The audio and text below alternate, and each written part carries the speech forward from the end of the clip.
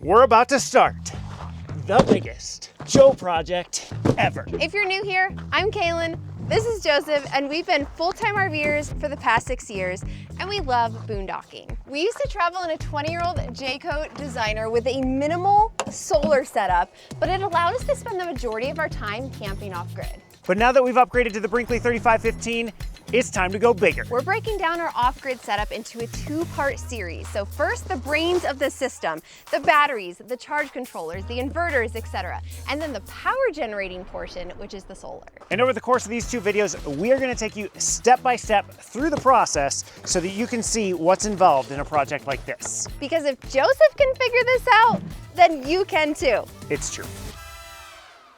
Well, as you might have guessed already, this video is brought to you by Battleborn Batteries. And Battleborn is a US-based company that earned our loyalty way back when we started RVing. So when I built my first solar setup back on that Jayco Designer, it was a smaller setup, but we got Battleborn batteries specifically because I trusted the quality. One of the things we really love about them is their commitment to customer service. We actually had one of our 100 amp hour batteries go out on us with our old setup, and we called them.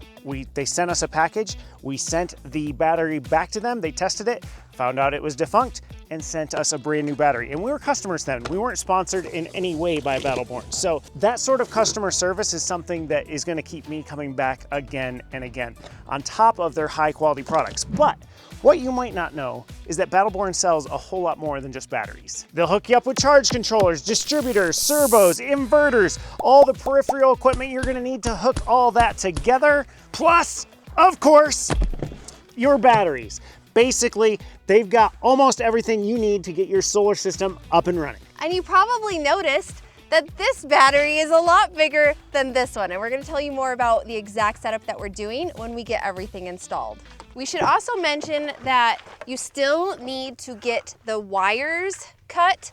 And what else did you get? You got... Oh, I have all sorts of tools and... Well, you took a trip to Lowe's, I know that, to get some things. Screws, is that for the system? Yep. Is that for the system? Yep. And the wire is pretty heavy duty wire. I don't even know if I can pull it out. Hang on. Okay, we got wire. Wire is expensive. Why is wire so expensive? I don't have the wire runs that are gonna go from the solar panels down to the batteries yet, but so far I have already spent somewhere in the vicinity of $400 in wire alone. As much as I just wanna like throw stuff up here, we've got a lot of prep work to do. First off, I'm gonna have to clear this out, and actually I need to clear the basement out too because we're gonna have to access some stuff back there. But before I do that, actually while I'm doing that, let me walk you through the solar systems we've had in the past. So our first solar system on the Jayco Designer, we had 640 watts of solar on the roof, and we only had 300 amp hours of battery. And honestly, for 3 years, that was absolutely perfect for us. We never even had a generator. We sometimes would go to a campground if we had super cloudy days, and we just made it work. But our power needs slowly started creeping up. We were using our computers a little bit more, things like that. And so we found ourselves in 2022 relying on the generator just a little bit more. We thought of upgrading our solar then, but we never really got around to it. So we just relied on the generator, and then we got Starlink. And Starlink is what pushed us over the edge. Starlink ended up being a huge draw on the power, even though the sun would shine all day. It's like we never got up to fully 100%. And to save our battery, we ended up turning off Starlink every single night, which was kind of a problem if people needed to get a hold of us and we were in a non-cell service area. So we knew when we upgraded our rig, we were gonna need to upgrade our solar and battery capabilities as well. Because even though our rig is 39 feet, 11 inches, we're not quitting boondocking. We're gonna be boondocking as much as we can because we love it, we're not in crowded campgrounds, and it's free. Are you putting the charge controllers in here? No, I'm not putting anything in here, but I have to be able to access this wall. Oh, so that's why all of this junk has to come Yes, out. we might have some wires going through that wall. I'm gonna be putting screws in that wall from the other side, and I don't wanna be accidentally putting it into something on this side. So I just have to clear it out. We're gonna leave you to that. I'm gonna show you around this particular boondocking spot where we're at. We are just outside Reno, Nevada. And when I found this spot on Campendium, it was called the Fort Sage Trailhead, I believe. I think that's the trailhead that's further down the road. We did pass that because it looked a little small for a bigger rig. This one that we're parked in right now is Raptor OHV Trailhead. And I think this spot, especially down here where we are parked, is a lot better if you have a 40-foot plus RV. Might be a little more difficult if it's crowded to get in and pull around. Thankfully, no one was here when we came, and no one's here right now. It is a Saturday in an OHV area, and while we've had a few like side-by-sides and dirt bikes come through every now and then, it has not been super loud or busy. There are designated spots, so you can see picnic tables, fire rings, garbage cans, which is really nice, and they have a bathroom if you need one. But I am bougie, and I love having a toilet and shower in my RV. There is a little lizard, or I guess he's not that little. I grew up with tinier lizards in New York, trying to get into the Battleborn box. Hey, buddy. Woo! Hi. Well, I see progress back here. I see all the totes. Is it cleared out? It still amazes me how much stuff we have. How did that happen? I don't know. We need to sort through again. And this doesn't even include like the paddle boards that we used to have under there, but now they're under here. Like, how? How? How? The true test is, did you get that grease spot? That's oh, you're working on it right now. We thought we had, what was hydraulic fluid? Yes, so we were at a dump station and all of a sudden there was yellow liquid on my hand, or not And yellow. it was pink. There's red, pink Yeah. liquid on my hand, and I'm like, hydraulic fluid is that color. Yeah. And the hydraulic pump is right behind this Yep. wall, and I was freaking out, but it was just our grease gun. It's that grease was, gun that was leaking. Yep. We ran into our first snafu. So I was positive, we both were positive that we had everything that we needed for this project, because there's just lots of little bits and pieces that you have to get. And we wanted to crimp the wire ourselves. And so Joseph bought a whole bunch of stuff off of Amazon, and we cannot find the crimper in it at all. So I went and checked the orders. It's not in there. So I think what happened is maybe he saved it or had it in a tab and then just forgot to add it to the cart before we ordered from Amazon. So he's calling Ace right now to see if they have that, but it can't go off without a hitch. All right, so I checked Harbor Freight, I checked Lowe's, I checked Ace, I checked Home Depot. I'm sure I'm forgetting a couple more. All of those do not have a wire crimper that is going to meet the size requirements. The 4/0 AUG wire is the kicker. There's no like consumer store that carries that except to get it shipped there. And then all the electricians and the electrical stores specifically are closed on the weekends, and today is Saturday. So we're kind of stuck not doing the actual wire today, but I did order a crimper on Amazon and it's supposed to get to a locker tomorrow. So we're gonna pick up where we left off, arrange everything, install what we can. We can even cut wires to the size. Absolutely. So we can get all of that done. And then tomorrow I'm gonna be a wiring maniac. Well, I just hope it comes in early. I hope that so we can too. pick it up. It's not, you know how like they'll be like, it's gonna be at your house by 10 p.m. No, we don't want any of that. All right, so I think I've got everything. No, I don't have everything cleared out. There's a oil filter, a hose. That's a lot that's left. And then, okay, now we're all cleared out. So when we got this, it came with a little bit of a solar setup. It has one solar panel and it came with 2 lead acid batteries.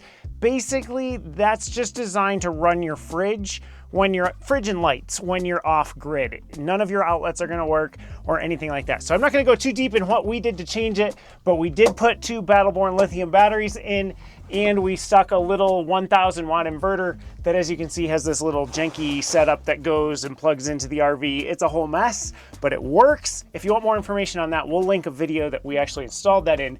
But today, that's gotta come out. You ready? I got it, I am ready. Okay, so we could start ripping everything out like I just said now. You just told us we're ripping everything I did, and I do want to rip it out today. However, so we have a couple options. If we start ripping out, we lose power to the rig. until everything is reinstalled. And Okay, there's a and lot that, of if we had full hookups, that wouldn't be a big deal, I guess. So what I would like to try, since you are like the organization queen here, Okay. I would like to try to figure out how we can install our current setup while leaving this, and then at the very end, we'll rip this out and connect the other one together. Does that make sense? Gotcha. So basically put all the equipment, wire the equipment together, but not to the RV. Yep. And then we'll wire it to the RV last step and pull Are you everything going else to put out. anything on the roof or just all on this wall back here?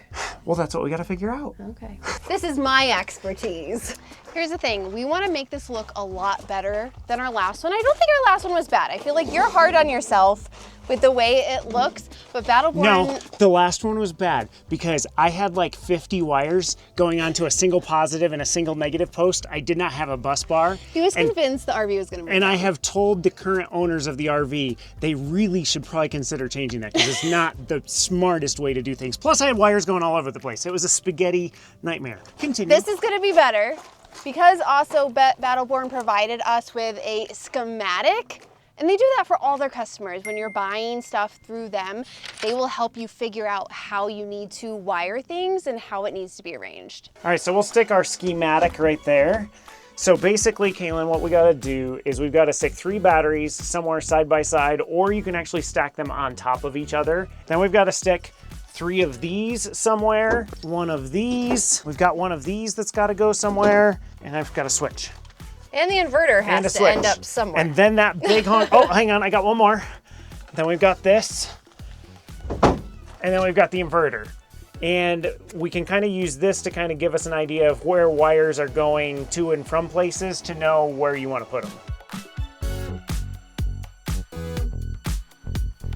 So the wires are coming from the battery into this up here. Correct. But then we could stick the links right there. You can move all of this. That wires, like this size, going from the links distributor. We've got 2 of those. Yep. Is it heavier than the Things are really heavy. heavier than the battery? Well, It's not gonna fit side by side.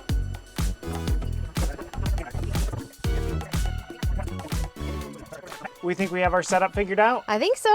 So it's time to hang. Time to install batteries.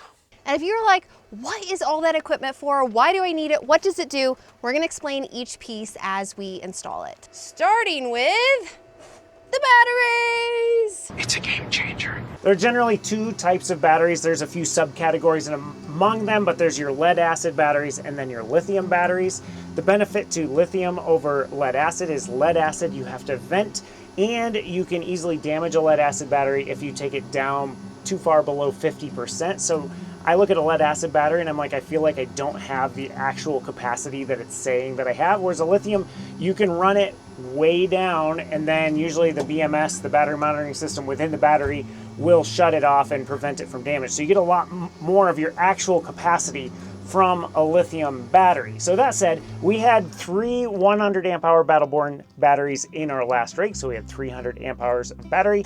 Now we're gonna have 3 270 amp hour batteries. That's gonna give us a total of 810 amp hours. I don't know if you know this or not, but Battleborn headquarters and their manufacturing facility, they are located in Reno. So we had the unique opportunity while we were here to not only go pick up our supplies, but also see how they do everything. And like, we knew it was high quality batteries before, but just to see the quality checks at every single station. Every single cell, so the batteries are made up of little cells of lithium, and every single cell is hand inspected, then set on a machine and inspected on the machine. And they're inspecting for 2 things. They're inspecting for quality, and they're inspecting to make sure that the cells are about the same amount, because every cell could be a tiny bit off each other. And that's what happens a lot with like other battery companies, is maybe they say it's 100 amp hours, but if you actually test it, it could be 97, 90, 96. Yeah. One of the dirty little secrets with us here at Battleborn is that we typically sell a battery and we undersell the overall capacity. So we may say it's a 100 amp hour battery, you know, when it comes off the line here in the factory, it's going to be a true, 108, 110, 112 amp hour based on that current batch of cells that we're using. That's the thing with getting Battleborn as opposed to off-brand name on Amazon or some other location. And if you do have questions about your own setup, they take calls. Like, they have people on staff who know what they're doing and they can help you out. So here's the thing, whether you are looking to do an RV solar setup like we are, or you just need a smaller battery for maybe a golf cart or something like that, they have golf cart specific batteries actually, Battleborn is your go-to place. We're gonna stick a QR code up here. It's gonna go to the Game Changer 3.0 batteries because I'm just like super stoked about these batteries. But once you're on their website, of course you can scroll around, see what they have. And if you are gonna be doing a big solar setup, be sure to give Battleborn a call.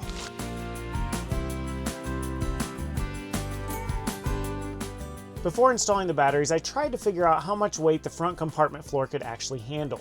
Brinkley doesn't give a clear answer, but the best info I found from other Brinkley owners put it at around 500 pounds. Each of these batteries weighs about 80, so I've still got some room to spare, but the metal floor had a little too much flex for my comfort.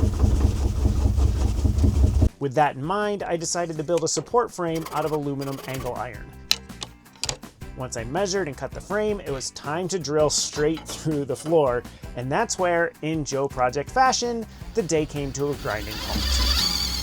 So the bolts obviously are not long enough.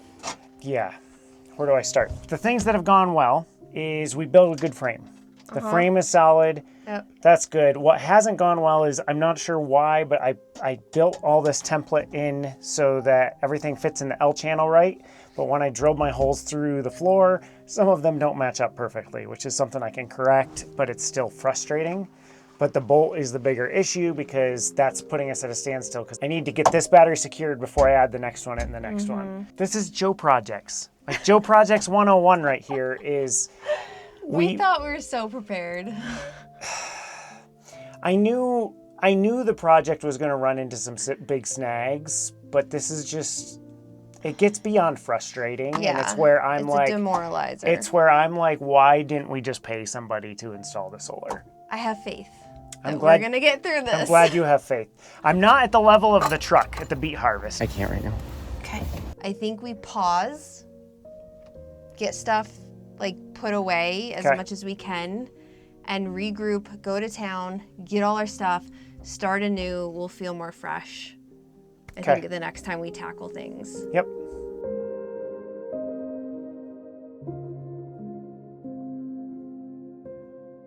Okay, Joseph, I've decided. What have you decided? I looked up a burger place. I have decided that that is a good idea. And we're gonna go eat at burger place. Unfortunately, there's no Ace or Lowe's around it, but hopefully it'll make you feel a little better. Here you go. Stay.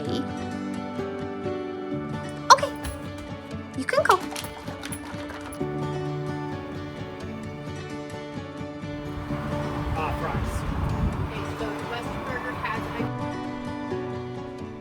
I just have to say, my Arnold Palmer looks suspicious. It looks a little bit like a truck stop bottle. That looks good. Oh, it has bacon on it too. And a fried onion ring. Yep. You want me to just bite in? Yeah. All right. We gotta see if this is better than the one. See if it helps. See if this is better than the one on Route 50. So do you feel a little better now? I'm getting there. I'm getting there. Get me through the fries and the burger, all right, and I'll probably be all that is good. Progress.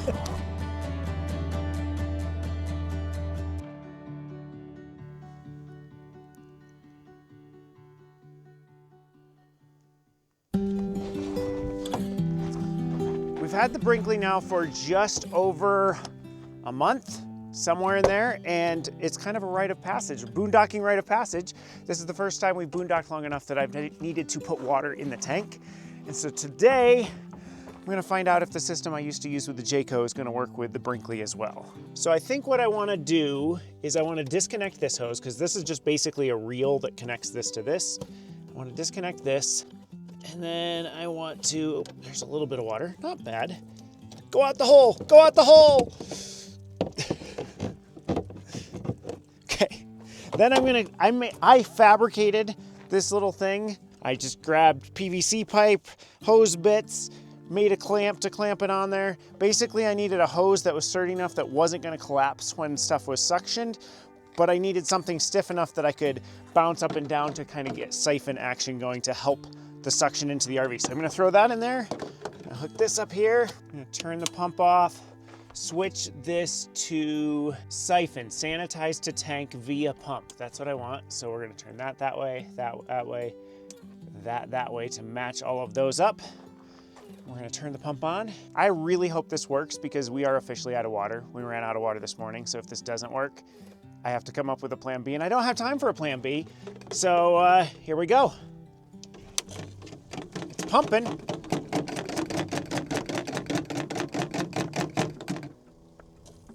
Is it going in? I hear water. That's a good sign. So this little number right here, if you ever have a straw in a glass and you just like pump it up and down, water eventually comes out the straw. That's all I'm doing is trying to get water. There it is. There it is. No, stop. Well, I'm feeling a little bit better this morning because not only did I have an awesome burger 2 nights ago, and I'm still remembering that, but we also went to town. We got the Amazon crimper. So that's gonna be all set for the 4-gauge wire, the 4-aught wire, any wire that I need to crimp today, I'm gonna be able to crimp. And we went and got longer bolts. And so those bolts, between the bolts, nuts, and lock washers, we should be all set to get these batteries in place. I just have to be able to line up the holes, which is still probably the biggest challenge. Not only did we get the bolts, but we got back last night. The sun was starting to set, and I told Kalyn, I was like, I want to have a win under my belt. So I took this 6-3 cable. We had to reroute the power from the shore power over here to the front bay. We'll explain a little bit more why in a minute. But that was one of those projects that I was like, is this going to be something that's going to turn into a Joe project? And turns out it was super easy to access over there. I got the wire through there, and then I was able to drill a hole and put the wire through here. And in under an hour, I got my quick win. He came into the RV last night and he was so pumped. So I think between the burger, between getting all the parts, and with having that quick win, we should be set up for like success today. We'll see. I'm hoping. We'll see. Hopefully one bolt out of place doesn't set me off. All right, let's check this out. We've got 2/3 tank. Now we have to take care of the gray and black, but that's a problem for another day. Our next step is we have to get organized. Because the burger place was gonna close soon, we just started throwing stuff everywhere. So what I'm thinking is that we pull the truck up perpendicular to the RV, and then we'll just like lay out all of our tools in an organized fashion, not just throwing them like Joseph tends to do, so that we can hopefully finish this project today. We ready for take 2 of this? Let's try this again. With the right bolts in hand, we were able to make some real progress installing the Battleborn batteries. Realistically, you probably only need 2 to 4 bolts per battery to keep them from moving, but that didn't stop me from trying to use all 18 holes with mixed results. First one's All right, done. let's see. Give it a shake test. Oh my, That is super, super sturdy. I can't even like shake the floor anymore. Yeah. By mid-afternoon, the batteries were all secured, and with a quick jiggle test, it was time to mount the rest of the system.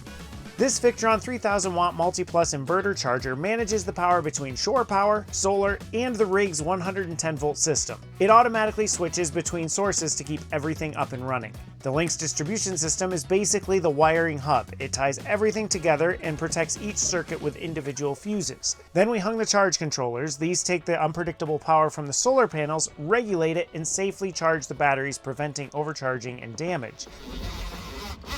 And finally, the Smart Shunt, which is the data center for the system. It tracks the current flow in and out of the batteries, showing charge level, last full charge, and even how long you've got left at your current draw.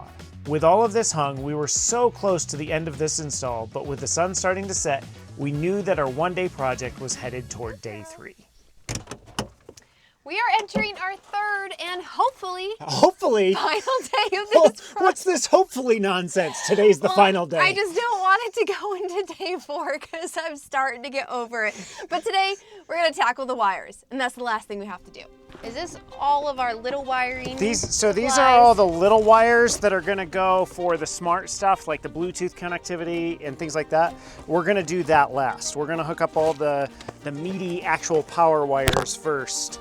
But all these are like for monitors and stuff. I've got everything that we need right in this bay. So here's the big 4-aught wire. This is my wire that's gonna be going from the solar controllers. So here's the plan. We are going to wire everything up here first that is not connected to power in any way. And then the very last step, we're gonna hook everything to the batteries. That way, I do not have to worry about shocking myself for the longest amount of time possible. How do you even know where the wires go in? Manuals would be the first answer, but right here is where your wires come into the inverter. Oh, okay. So this side is going to be like the 50 amp service wire that's coming in. And then right here on these posts right here, that's your positive and negative for the 12 volt battery.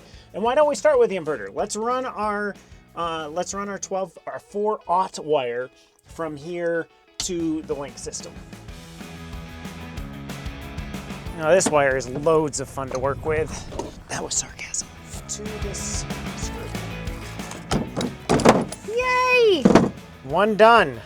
Let's cut the other one while we're at it. How many more to go? A lot. So we got it stripped, we got it crimped, we have it heat shrunk. Now is actually the most complicated phase, and that is trying to bend this into the position that I want it so that it goes to where I want without taking up extra space. Use your muscles. Ah, that's gonna be too far. Yeah! Oh, 4-aught wire sucks. Yeah! The negative terminal is this one right here. And so that lines up pretty darn good.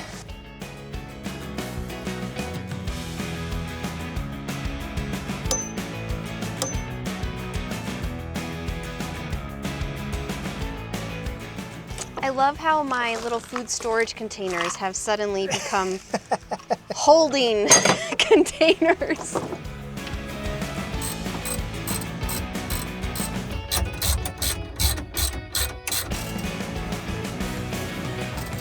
So this Lynx distributor is basically like a bus bar on steroids. It's a bus bar and fuse system. So if you look over here, the negative is attached directly to where the negative feed is going to be. The positive feed is sitting out on an island, not really attached to anything. That's because the positive bar is up here up top, and then we're going to take this fuse and we're actually going to connect the red wire to the positive bus bar. One set done. It looks so nice. To finish off the inverter, I'm going to connect the shoreline to the inside of the inverter. This is the shoreline I ran separately on day 1, I think it was, but between day 1 and day 2 that I ran that shoreline. Then I'm going to run one more section of 6-3 wire to the generator accessory wiring box, and this is going to power the 110 outlets of the RV. All right, we got the inverter done. I am going to let you know that the 6-3 wire was more difficult to work with than the 4-aught wire. So I'm looking forward to getting back to the 4-aught. But what we're going to do next is we are going to run wires that are going to be going from the batteries to the shunt, to a switch, and here to the link system. These little cables are so cute. So cute and tiny. And they took just as long to make as a long cable. As the big ones. Where are we at? We have this wire ready to hook up to the negative wire ready to hook up to the battery. We've got the positive wire ready to hook up to the battery. I'm doing that last. Now I'm doing the short wire. The cute little ones. Cute little one from here, and this cute little one coming from this switch. Okay. Down to there. Let's get it done. Let's get it done. What did you do? Was this when I wasn't looking? Yeah, I smacked my head into one of the posts on the links. Oh my goodness. Like right there. And just in case you're wondering, we did shut off the power to the entire RV because Joseph is knocking into a lot of different wires, and we just want to make sure that we were being safe. We're starting to get there. All we have left is we have to connect the bars to the battery so the batteries are all connected together. And then we have to run a 4-aught, so big wire from here for the positive to this switch right here. And then from the negative up to this, what I'm using as it's an old shunt. I'm gonna use it as a bus bar for the negative. And then once we should be turned on at that point. We should be good. Okay, the sun's a-setting. I'm dying. Just one on each. The sun is behind the mountains. Got 2 wires I think left. it's over. Nope, we are working. We are not going to day 4 unless I'm working past midnight. It's just not happening. Are you serious? We've got 2 wires left, and then we should be able to power it up. Because that's the other thing. The fridge isn't working. I already unhooked the batteries. We gotta roll.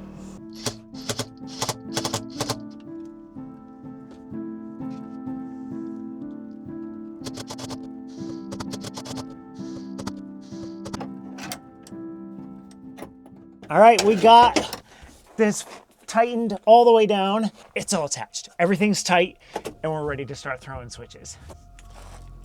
Moment of truth. I heard a click. Is something supposed to light up? I don't know, I don't see anything over there lighting up yet.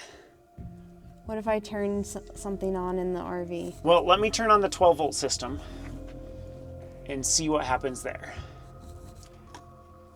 Okay, disconnects everything. Okay, let me try turning the light on. The lights work! The lights work, so our 12 volt system is working. Awesome. I'm just kind of surprised. Oh, you know what? It helps if you turn the inverter on. Let's do that. Let's turn the inverter on. Let's see, the on position is forward.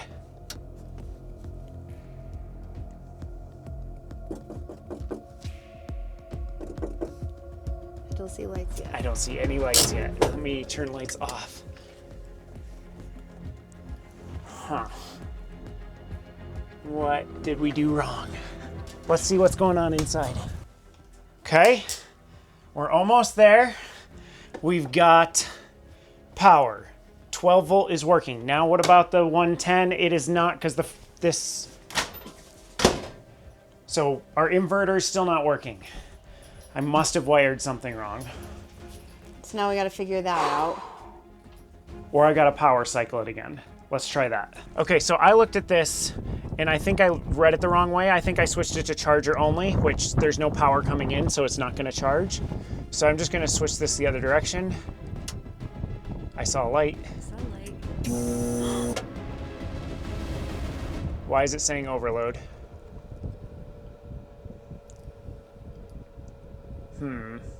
So let's check the breakers. Let's shut the breakers off and see if we can turn it on, see if it works, and then we'll bring the breakers on one at a time. Maybe it was just too much of a load like right away.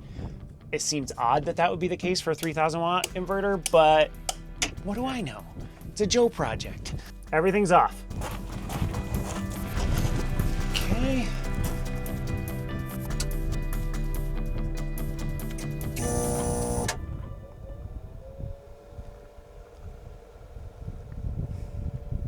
Still says overload. I don't understand.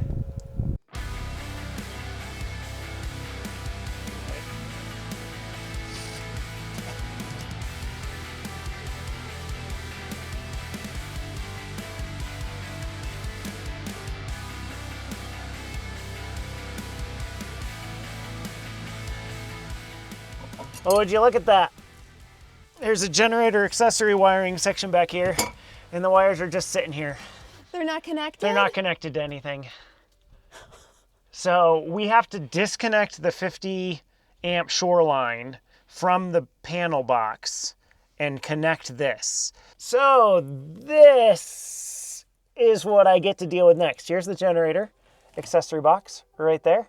And then there's the rat's nest. This whole situation happened because I got information from somebody who assumed I knew what I was talking about. So they said to me, all you have to do is tie into the generator box, which is what I did. I did not realize that there was another generator accessory wiring that I then had to wire into the panel. So why we were getting an overload was because the generator accessory wiring from here went to that box, and that wire was touching the metal plate of the box. So basically every time we were turning on the inverter, we were just electrifying that entire box. So what we've done is we took the 50 amp shore power line out of the panel. That I'm leaving there for the future. So it's just a dead line right now that goes from the panel to the plug, but it's not even plugged in at the plug anymore.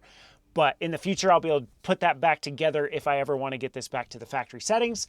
We have now wired the generator accessory wiring into the panel, and now's the moment of truth.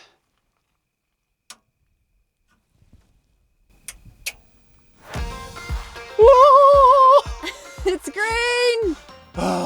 Let's go test some outlets. All right, so we're gonna flip the main breaker. Yep. Nothing blue. Okay, microwave I think was 5 down. 1, 2, 3, 4, 5. We've got power. Just put it in for like 2 seconds. Nice.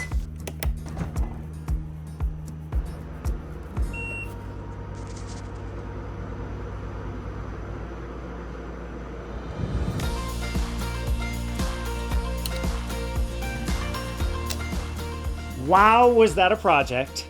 There are so many things I learned, so many things I would have done differently, but now that everything is wired in, everything should just work.